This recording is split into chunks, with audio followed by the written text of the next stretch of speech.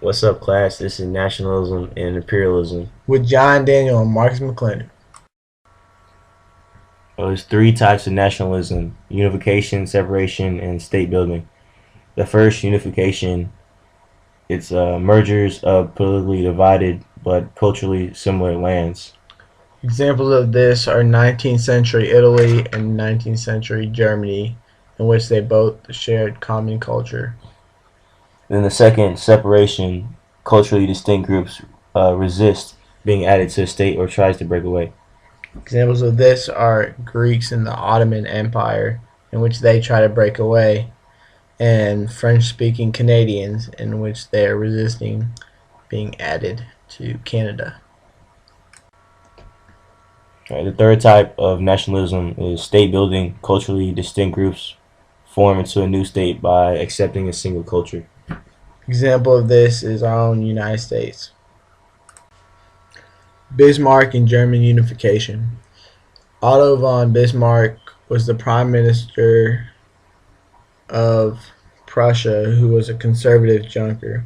He practiced real politics, which means the politics of reality in German.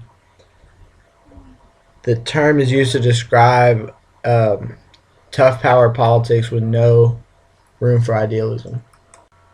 Franco-Prussian Wars. A few southern German states which were Catholic remained independent of Prussian Protestant control. Bismarck, Prime Minister of Prussia, wanted to win their support.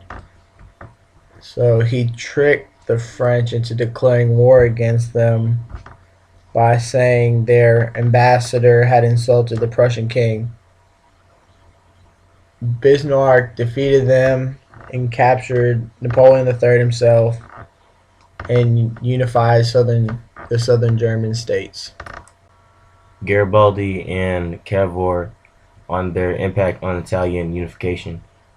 Cavour worked with France and Napoleon III to drive Austria out of northern Italy, uniting them under Sardinia. Garibaldi, a nationalist rebel soldier, captured Sicily, then crossed into Italy and marched north, conquering most of Italy, and then they unified Italy under King Victor Emmanuel II. Characteristics and effects of imperialism include industrialization, nation states, and nationalism.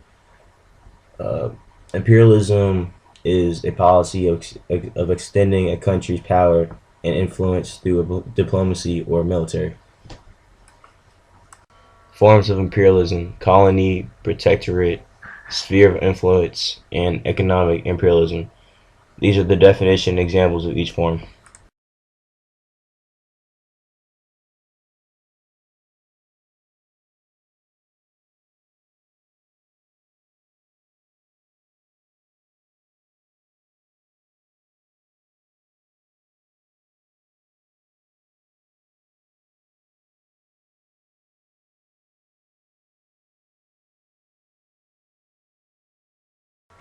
Division in Africa.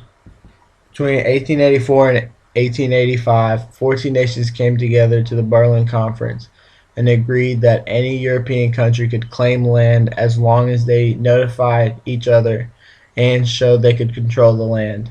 No Africans had say in how anything would form. Factors promoting imperialism in Africa. European technological superiority, for example, the Maxim gun. They had means of controlling their empire through railroads, cables, and steamships, allowing for closer communication within a colony. Non-unified groups of Africans.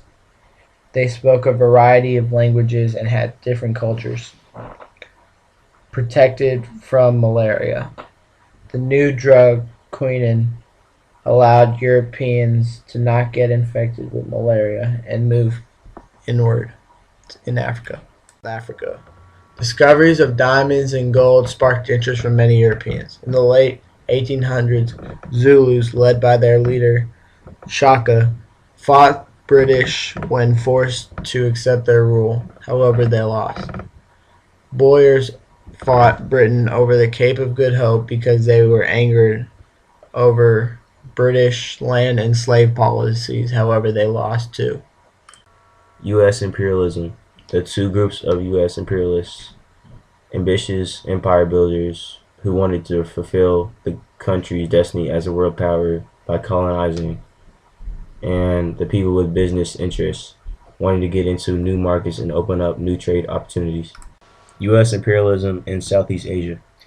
U.S. acquired the Philippine Islands, Puerto Rico, and Guam as a result of the Spanish-American War in 1898. After Filipino nationalists revolted and they lost, the U.S. promised that they would prepare them for self-rule. The way they did this was by building roads, railroads, hospitals, and set up school systems. British imperialism in India. As British expanded control over India, it was used as a major supplier of raw materials. The British were trying to convert them to Christianity. They were exposed to constant racism, causing them to revolt.